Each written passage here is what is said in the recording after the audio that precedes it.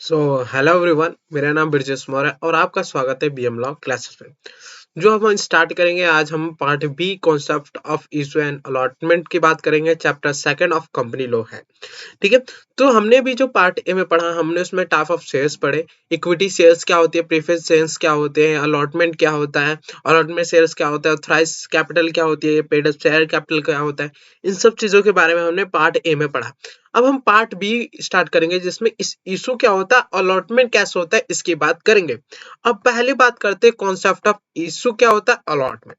अब जब कंपनी को पैसे फंड की जरूरत होती है तो क्या करती है, शेयर्स इशू करती है पब्लिक को। क्या करती है, शेयर्स इशू करती है पब्लिक को, एग्जिस्टिंग शेयर होल्डर को या फिर किसी भी प्राइवेट प्लेसमेंट मतलब ग्रुप ऑफ पर्सन को। उन्हें शेयर्स इशू करती है, इशू करने के बदले उनसे पैसे लेती है, उनसे पैसे लेती है। उसे हम फंड कहते हैं, उसे हम फंड कहते हैं। और जब कंपनी इशू करती है शेयर्स, उसे हम इशू ऑफ सिक्योरिटी कहते हैं। अब अलॉटमेंट की बात करते हैं। जब कंपनी ऑफ अलॉटमेंट का टॉपिक यहाँ ले लेते हैं। अलॉटमेंट क्या होता है, जब कंपनी पहली बार आईपीओ या फिर फॉर द पब्लिक ऑफर लाती है, इनिशियल पब्लिक ऑफर लाती है, तो वो बोलती है कि आप मुझसे शेयर्स खरीद सकते हैं, आप मुझसे शेयर्स खरीद सकते हैं। पब्लिक को बोलती है कि आप मुझसे शेयर्स खरीद सकते हैं। तो जब कोई पर्सन सब्सक्राइब करता है, मतलब एप्लीकेशन डालता है किसी कंपनी को कि मुझे इतने शेयर्स चाहिए, मुझे इतने शेयर्स चाहिए, और वो कंपनी उस पर्सन को पूरे के जितने शेयर्स की वो मांग करता है, एप्लीकेशन करता है कि इतने शेयर्स चाहिए, और उस शेयर्स को वो दे देता है, तो उसे हम अलॉटमेंट ऑफ शेयर्स कहते हैं या फिर अलॉटमेंट कहते हैं। तो ये था हमारा इशू एंड अलॉटमेंट। अब बात करते हैं इसे हम रेगुलेशन सेक्शन के अकॉर्डिंग कि आखिर इनका मतलब क्या होता है और ये क्या चीज है।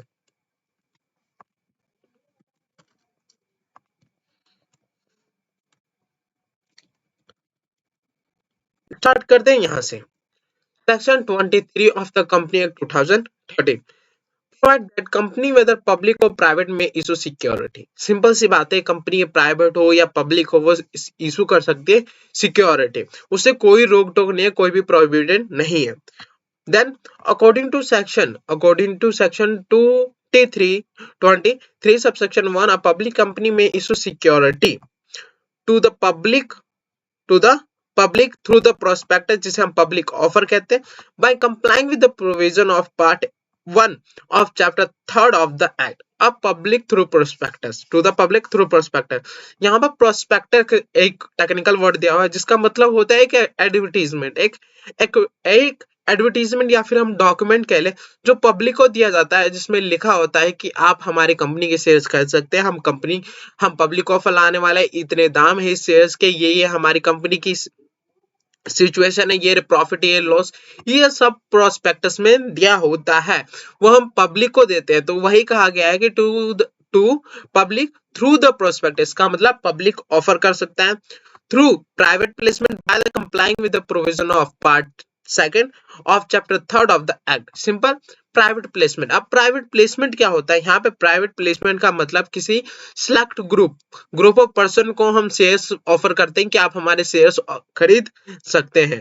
Then through a right issue और bonus issue, through the right issue क्या होता है, जितने भी हमारे एग्जिस्टिंग शेयर होल्डर है, उन्हें हम राइट देते हैं कि आप हमारे शेयर्स खरीद सकते हैं, आप हमारे शेयर्स खरीद सकते हैं। बोनस इशू मतलब एक्स्ट्रा शेयर्स दिया जाता है, जितने भी एग्जिस्टिंग शेयर होल्डर होते हैं उन्हें हम बोनस इशू शेयर इशू करते हैं कि आप हमारे शेयर्स फ्री में उन्हें हम प्रोवाइड करते हैं। वो रेशियो अलग अलग होता है कि कितने रेशियो में कितने बोनस शेयर्स इशू करे जाते हैं। अब बात करते हैं यहाँ पे, ये जो सेक्शन 23 सबसेक्शन 1 है वो पब्लिक कंपनी के लिए, और यहाँ पे सेक्शन 23 सबसेक्शन 2 प्राइवेट कंपनी के लिए। ना प्राइवेट कंपनी में issue security by way of right issue, bonus issue in accordance with the provision. Simple सी बात है, राइट इशू कर सकते हैं, बोनस इशू एक प्राइवेट कंपनी कर सकती है, और through the private placement by the complying with the provision of second chapter 3, और प्राइवेट प्लेसमेंट द्वारा भी कराया जा सकता है। अब यहाँ पे गौर करने की बात है कि through the prospectus public offer एक प्राइवेट कंपनी नहीं कर सकते। क्यों? क्योंकि according to section 2 clause 68 sub clause 3 में दिया हुआ है कि एक private company prohibited from the from the public offer for public offer. इसका मतलब वो प्राइवेट कंपनी जो है वो पब्लिक ऑफर इशू नहीं कर सकती, पब्लिक से पैसा नहीं ले सकती फॉर थ्रू द प्रोस्पेक्टस, वो प्रोहिबिटेड है। इसलिए ये जो क्लोज है, ये क्लोज ए है, वो इसमें नहीं इंक्लूड करा गया है ना। अब बात करते हैं सिक्योरिटी। हमने हर जगह पढ़ा, यहाँ पर भी कि सिक्योरिटी इशू कर सकती है, फिर पब्लिक कंपनी भी एक सिक्योरिटी इशू कर सकती है। ये सिक्योरिटी होती क्या? According to section 2 clause 81 of the Indian of the Company Act 2013, उसमें ये बताया गया security as defined in a clause H of section 2 of the security contract regulation 1956। Simple सी बात है, जो सेक्शन 2 सब क्लोज सेक्शन 2 क्लोज एच में दे रखा है of the security contract regulation act 1956, उसी का मतलब हमारे कंपनी एक्ट में सिक्योरिटी का मतलब होता है।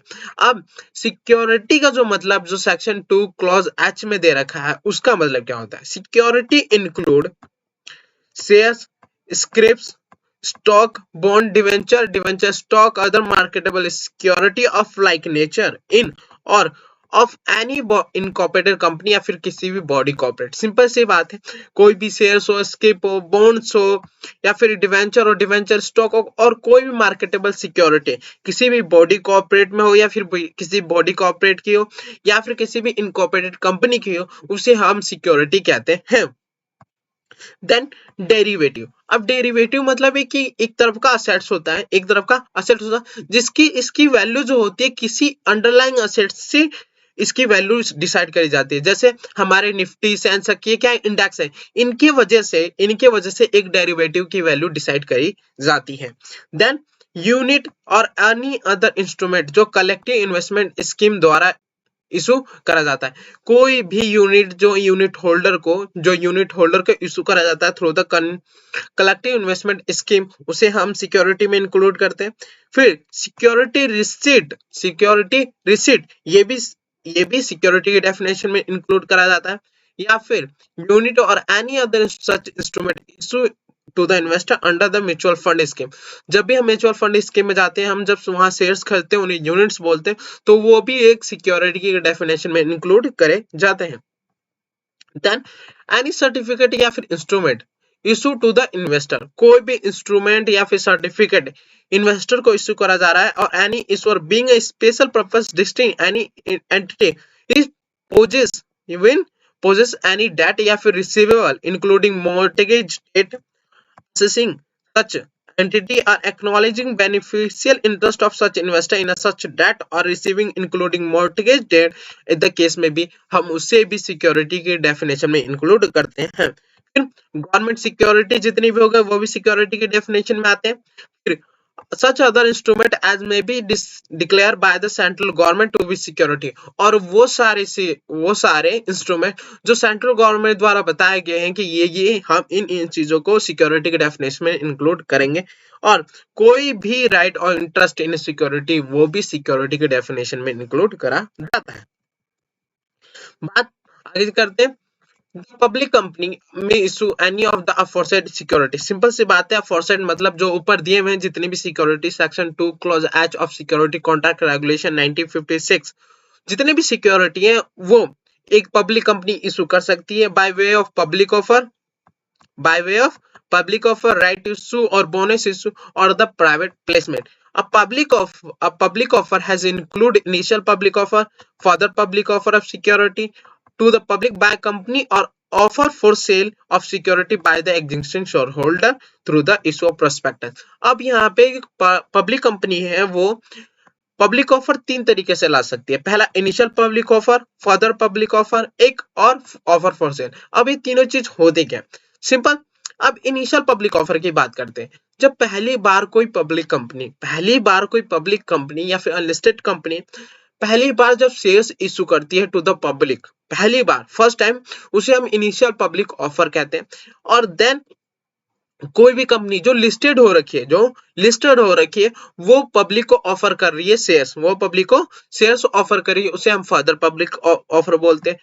ऑफर फॉर सेल की बात करूं तो जितने भी हमारे एग्जिस्टिंग शेयर होल्डर, वो चाहते हैं कि हम अपनी शेयर्स पब्लिक को ऑफर कर दें, वो चाहते हैं हम अपनी शेयर्स को पब्लिक को ऑफर कर दें, तो उसे हम ऑफर फॉर सेल बोलते हैं। अब आगे चलते हैं,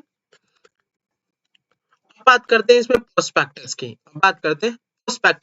आखिर प्रोस्पेक्टस होता क्या है? वहां पे लिखा हुआ था सेक्शन 23 सबसेक्शन 1 क्लोज ए में बताया गया था कि public company to the public through the prospectus public offer कर सकती है, ये हमने पढ़ा था।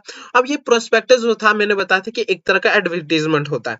अब उसी को हम सेक्शन का अकॉर्डिंग पढ़ते हैं कि प्रोस्पेक्टस होता क्या है। So, according to section 2 clause 70, as to mean any document describe or issue as a prospectus, कोई भी डॉक्यूमेंट जो डिस्क्राइब करा होगा या फिर इशू करा होगा as a prospectus and include red herring prospectus refer to in section 32 और self prospectus refer to in section 31, या फिर कोई भी नोटिस, सर्कुलर, एडवर्टाइजमेंट और other document inviting offer from the public for subscription और purchase of any security और body corporate. Simple सी बात है, कोई भी डॉक्यूमेंट जो डिस्क्राइब करता हो या फिर इशू करा गया हो एज अ प्रोस्पेक्टस, या फिर कोई भी रेड हेरिंग प्रोस्पेक्टस जो सेक्शन 32 में दिया हो, या फिर सेल्फ प्रोस्पेक्टस जो 31 में दिया हो, या फिर कोई भी नोटिस, सर्कुलर, एडवर्टाइजमेंट या फिर कोई भी अदर डॉक्यूमेंट जो इनवाइट करता हो पब्लिक को फॉर द सब्सक्रिप्शन और purchase of any security of body corporate, उसे हम प्रोस्पेक्टस कहते हैं अकॉर्डिंग टू सेक्शन 2 क्लॉज 70। बात करते हैं सेल्फ प्रोस्पेक्टस और रेड हेरिंग प्रोस्पेक्टस होती है। सेल्फ प्रोस्पेक्टस और रेड हेरिंग प्रोस्पेक्टस होती है। सो अकॉर्डिंग टू हम सेक्शन 31 पढ़ रहे थे सेल्फ प्रोस्पेक्टस का मतलब, तो एक्सप्लेनेशन में दे रखा है कि self prospectus means a prospectus in respect of which the security और class of security include therein are issue for subscription in one or more issue over a certain period without the issue of further prospectus। Self prospectus का मतलब क्या होता है कि कोई भी class, जैसे हमें इक्विटी शेयर्स इशू करने तो हम नहीं चाहते कि हम एक ही बार में सारे के सारे इक्विटी शेयर्स इशू कर दें, हम नहीं चाहते कि सारा का सारा एक ही बार में सारे के सारे इक्विटी शेयर्स इशू कर दें। तो हम क्या करेंगे, थोड़ा थोड़ा शेयर्स जो होता है, थोड़ा थोड़ा इक्विटी शेयर्स हम इशू करेंगे, और थोड़ा थोड़ा इशू करने के लिए हमें हर बार के लिए प्रोस्पेक्टस इशू नहीं करना होगा, उसे हम सेल्फ प्रोस्पेक्टस कहते हैं। मतलब जब भी हम थोड़ा थोड़ा इशू हम चाहते हैं कि हम पूरे एक साल के अंदर, कोई सर्टेन पीरियड के अंदर हम थोड़ा थोड़ा हिस्सा हम क्या करेंगे, हम इशू करेंगे पब्लिक को, तो हम क्या करेंगे कि शुरुआत में ही एक साल प्रोस्पेक्टस इशू कर देंगे, जिसकी वजह से हमें हर बार इशू करने के टाइम हमें जरूरत नहीं होगी कि हम प्रोस्पेक्टस इशू करें, उसे हम सेल्फ प्रोस्पेक्टस कहते हैं। Now under the act or any class or classes of the company, as Security and Exchange Board may provide regulation this file a self prospectus with the registrar। Simple सी बात है, जब भी कोई company self prospectus issue करेगी तो उसे file करना पड़ेगा रजिस्ट्रार के पास, और such prospectus to be submit at the stage of the first offer of security we shall indicate a period not exceeding 1 year as a period of validity of such prospectus। सब simple क्या होगा, मैंने बताया कि जो हमारा prospectus है वो सर्टेन पीरियड के लिए इशू करा जाता है, तो जो सर्टेन पीरियड है वो केवल 1 ईयर से ज्यादा नहीं होना चाहिए, और जो प्रोस्पेक्टस होगा वो हमें रजिस्ट्रार के पास फाइल करना पड़ेगा जब हम सबसे पहली बार ऑफर करेंगे, फर्स्ट ऑफर करा जाएगा, उससे पहले ही हमें उस सेल्फ प्रोस्पेक्टस को रजिस्ट्रार के पास फाइल कर देना पड़ेगा ना। अब आगे चलते हैं। According to rule of company prospectus and allotment of security rule 2014। अब हम जब भी प्रोस्पेक्टस और अलॉटमेंट की बात करेंगे उसके साथ हम उन सेक्शनों के संग हम कंपनी रूल्स भी पढ़ेंगे। जो कंपनी रूल्स हमारा है company prospectus and allotment of security rule 2014। So इसमें बताया according to rule 10 of the information memorandum, जो प्रोस्पेक्टस है वो प्रिपेयर करा जाएगा इन फॉर्म ऑफ PS2। जो भी हमारा प्रोस्पेक्टस है वो किसमें प्रिपेयर करा जाएगा, फॉर्म PS2, और फाइल करा जाएगा विद इन रजिस्ट्रार। जो भी हम प्रिपेयर करेंगे प्रोस्पेक्टस उसे हम किसमें PS2 में PAS2 में प्रिपेयर करेंगे और उसे हम फाइल करेंगे रजिस्ट्रार के within 1 month within 1 month prior the issue of second और subsequent offer of security under self prospectus. अब क्या कि जैसे हमने फर्स्ट ऑफर ला लिया, हमने फर्स्ट ऑफर ला लिया तो हम चाहते हैं अब सेकंड या फिर सब्सिक्वेंट ऑफर लाए। तो सब्सिक्वेंट ऑफर लाने से पहले हमें उससे पहले हमें विद इन 1 मंथ के अंदर उस प्रोस्पेक्टस को फाइल करना पड़ेगा हमें रजिस्ट्रार के पास, और जो हम प्रोस्पेक्टस बनाएंगे वो फॉर्म PS2 में बनाएंगे according to rule 10 of the company prospectus and allotment of security rule 2014। अब आगे चलते हैं। रेड हेरिंग प्रोस्पेक्टस क्या होता है? Red herring prospectus mean a prospectus which does not include complete particular of quantum or the price of security include therein. Simple.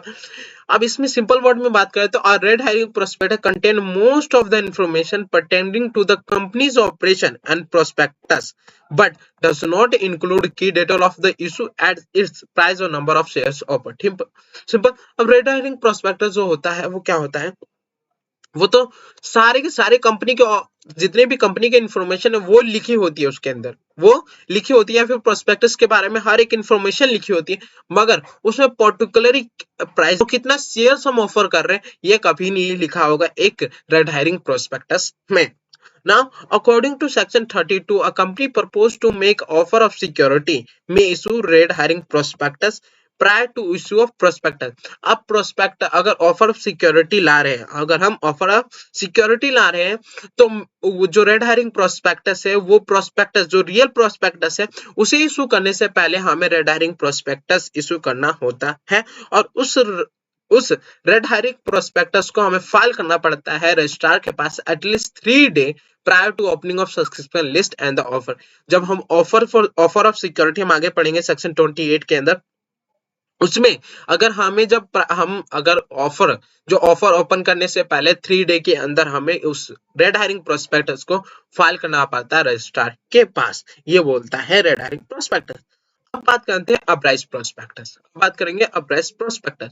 तो अपराइज prospectus का मतलब होता है, मतलब दिया हुआ है section 2 clause 1 of the अपराइज prospectus means a memorandum. क्या है कि मेमोरेंडम है contain such silent feature of the prospectus as may be specified by the Security Exchange Board by making regulation in this behalf. Simple. अब according to section 2 close 1 में ये बताया कि अपराइज prospectus क्या है कि मेमोरेंडम है जिसमें कंपनी के बहुत सारे साइलेंट फीचर दिए होंगे, और वो जो फीचर होंगे वो स्पेसिफाइड करे होंगे एक security exchange board of India के द्वारा कि ये चीजें एक अपराइज प्रोस्पेक्टस में होनी चाहिए। अब Section 33 of the Act provides that no form of application for purchase of any of the security of a company, क्या बोला गया? No form of application for purchase of any security of a company shall be issued unless जब तक such form is complies by the apprised prospectus। कोई भी हम form of application for the purchase मतलब कोई भी परचेस करने के लिए सिक्योरिटी हम एप्लीकेशन नहीं फाइल कर सकते, जब तक वो एप्लीकेशन अपराइज प्रोस्पेक्टस के संग ना हो। अकॉर्डिंग टू सेक्शन 33 ये बोलता है a copy of prospectus shall on the request being made by any person before the closing of subscription list and offer be furnished. अगर कोई पर्सन चाहता है कि मुझे अपराइज प्रोस्पेक्टस चाहिए तो मांग कर सकता है कंपनी से कि मुझे अपराइज प्रोस्पेक्टस चाहिए, मगर मांगने का जो टाइम होगा कि मुझे वो चाहिए, मांगने के लिए वो before the closing of subscription list से पहले या फिर ऑफर से पहले उससे अपराइज प्रोस्पेक्टस मांगना पड़ेगा। Now nothing of force shall apply in if it is so that application was issue form of application was issue। कोई भी जो ऊपर हमने दिया है कि हम जो है अपराइज प्रोस्पेक्टस संग में लगाना होगा, हमें ये सारी चीजें जो अफोरसेड में दे रखी है सेक्शन 33 के अंदर दे रखी है वो सारी चीजें हमें कंप्लाई नहीं करनी होगी अगर एप्लीकेशन जो है इशू करा जाए in connection with the bona fide invitation. Bona fide मतलब गलत इरादे से अगर इन्विटेशन करा जा रहा है तो तब नहीं हो सकता। Person to enter into underwritten agreement with the respect of security or in relation to which were not offered to the public, या फिर कोई भी सिक्योरिटी हम ऑफर कर रहे हैं पब्लिक को तब हमें जरूरत नहीं है सेक्शन 33 कंप्लाई करने की। और अगर कोई पर्सन सेक्शन 33 कंप्लाई करने में गलती करता है Then the penal provision provide that company which make any default in the complying with the provision shall be liable to penalty of 15,000 rupees. अब कोई भी पर्सन अगर सेक्शन 33 कंप्लाई करने में प्रॉब्लम गलती करता है, डिफ्रॉड करता है, तो उसे 50,000 तक लायबल होगा, 50,000 तक वो लायबल होगा, पेनल्टी लगेगी। अब बात करते हैं ऑफर फॉर सेल, जिसे हम डीम्ड प्रोस्पेक्टस भी कहते हैं। ऑफर फॉर सेल क्या होता है? यहाँ पे ध्यान देने वाली बात है ऑफर फॉर सेल। इसमें से जो वर्ड है ऑफर फॉर, उसको ध्यान देंगे हम। ऑफर फॉर सेल मतलब ऑफर करा जा रहा है फॉर द सेल। ऑफर क्या करा जा रहा है? For the sale. अब according to section 25, according to section 25 of the act, where a company agree to allot any security of company with a view to all or any of the those security being offered for the to the public, any document by which offer for sale to the public is made shall for all purpose deemed to prospect in by company। अब जो offer for cell होता है of the, वो किसको? Bye existing share holder द्वारा करा जाता है। बाय एग्जिस्टिंग जितने भी शेयर होल्डर है वो चाहते हैं कि हम अपनी शेयर जो है पब्लिक को ऑफर कर दें। तो जो पब्लिक को ऑफर करा जाता है ऑफर फॉर सेल, और वो कोई भी जो डॉक्यूमेंट जब इशू करा जाता है for the public for the offer for sale, उसे हम डीम प्रोस्पेक्टस कहते हैं according to section 25। According to section 25 अब a document offer for sale is invitation to general public. और जो ऑफर फॉर सेल है वो डॉक्यूमेंट जो वो इन्विटेशन है पब्लिक को to purchase shares of a company through the intermediary such as the issuing house और मर्चेंट बैंक। अब जो ऑफर फॉर सेल है, ऑफर फॉर सेल डॉक्यूमेंट है, वो किसको इशू करा जाता है? पब्लिक को। वो पब्लिक को इशू करा जाता है एज अ इन्विटेशन कि आप हमारे शेयर्स खरीद सकते हैं, मगर जो शेयर्स खरीदेंगे वो इंटरमीडिएट द्वारा ही कर सकते हैं, सीधा आपको कंपनी के पास नहीं जाना पड़ेगा। और जो इंटरमीडिएट होंगे वो इशूइंग हाउस हो सकता है या फिर मर्चेंट बैंक हो सकता है। अब आगे चलते हैं, बात करते हैं according to section in order to construct offer for sale either of the following condition need to be fulfil. जब ऑफर ऑफ सेल कर रहे हैं, ऑफर फॉर सेल कर रहे हैं, तो हमें ये कंडीशन कंप्लाई करनी पड़ेगी। अब कंडीशन क्या है? पहला, offer for sale to the public was made within 6 month after allotment और एग्री टू अलॉट। जब अब हम ऑफर फॉर सेल है, ऑफर फॉर सेल है, वो हो जाना चाहिए within 6 month after allotment, या फिर एग्रीमेंट हो गया कि हम अलॉटमेंट करेंगे, या फिर अलॉटमेंट करने के बाद अलॉटमेंट करने के बाद उसके 3 से 6 महीने के अंदर ऑफर ऑफ सेल बन जाना चाहिए, मेड होना चाहिए। And at the date when the offer was made, या फिर जब ऑफर बन रहा है, जब ऑफर करा जा रहा है, the whole consideration to be receive by company in respect of security had not been receive by it. और जब ऑफर फॉर सेल हो रहा है उसी दिन जितनी भी ऑफर फॉर सेल की कंसिडरेशन है अलॉटमेंट की, वो रिसीव हो जाना चाहिए, वो रिसीव होना चाहिए जो रिसीव नहीं हुआ था अभी तक, जो अभी तक रिसीव नहीं हुआ था।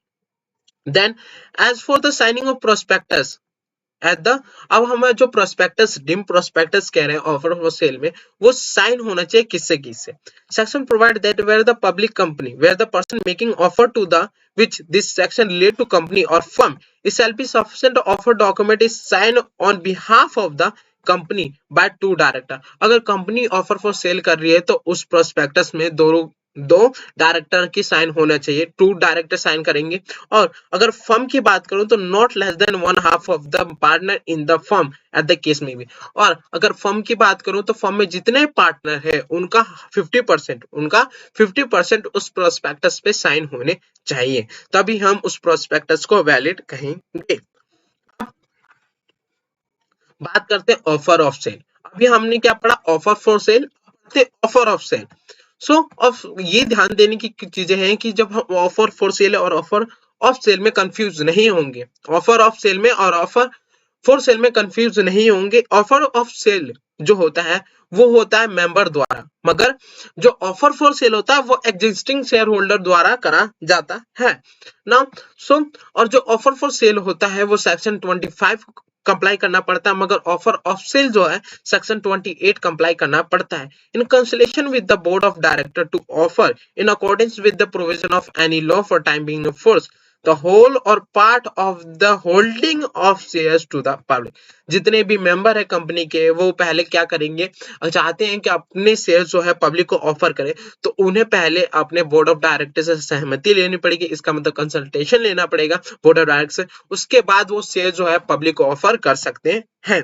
The document by which the offer of sale to the public is made shall for all purpose to be deemed to prospectus। और जो डॉक्यूमेंट इशू करा गया पब्लिक को कि आप हमारे से ऑफर ऑफ सेल कर सकते हैं, उसे हम डीम प्रोस्पेक्टस समझेंगे। अब बात करते हैं रूल।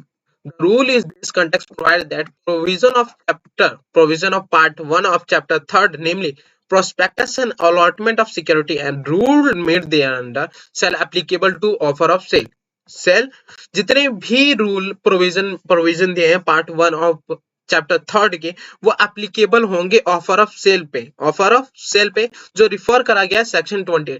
मगर कुछ चीजें नहीं एप्लीकेबल होंगी। वो क्या क्या चीजें, पहला यहाँ पर एक्सेप्ट दिया, इसका मतलब कुछ चीजें एप्लीकेबल नहीं होगी ऑफर ऑफ सेल पे। क्या, पहला मिनिमम सब्सक्रिप्शन। अब हम ऑफर ऑफ सेल कर रहे हैं, इसका मतलब अब जब कंपनी के जो मेंबर है वो सेल कर रहे हैं, तो जरूरी नहीं कि मिनिमम सब्सक्रिप्शन इतना ही होना चाहिए। सिंपल सी बात है, जिसका शेयर बिकेगा, जो शेयर बिक जाएगा, जो पब्लिक सब्सक्राइब कर लेगी उसकी शेयर बिक जाएगी, और जो नहीं सब्सक्राइब होगी नहीं बिकेगी, कोई नुकसान नहीं है। क्योंकि कंपनी के टाइम पे मिनिमम सब्सक्रिप्शन 90% तक सब्सक्राइब हो जाना चाहिए from the two the public जितने भी है 90% तक शेयर्स कंपनी के सब्सक्राइब कर लेने चाहिए, उसे हम मिनिमम सब्सक्रिप्शन कहते हैं।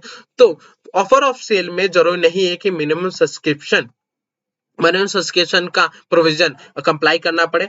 देन मिनिमम एप्लीकेशन वैल्यू, कितनी मिनिमम एप्लीकेशन होनी चाहिए एक ऑफर ऑफ सेल की, ये भी जरूरी नहीं है कि एप्लीकेबल करे। Then the provision relating to any statement made by board of director in respect of utilization of money।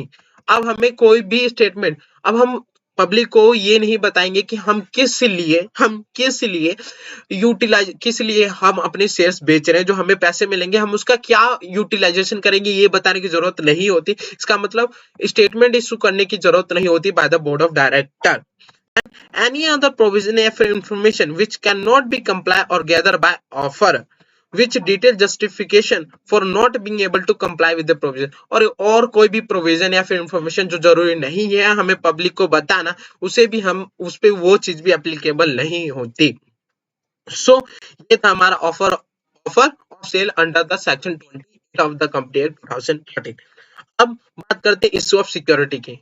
Issue of security at a premium हम ये नेक्स्ट वीडियो में पढ़ेंगे। आज के लिए हमारा इतना ही काफी, मिलते हैं नेक्स्ट वीडियो में। Thank you so much.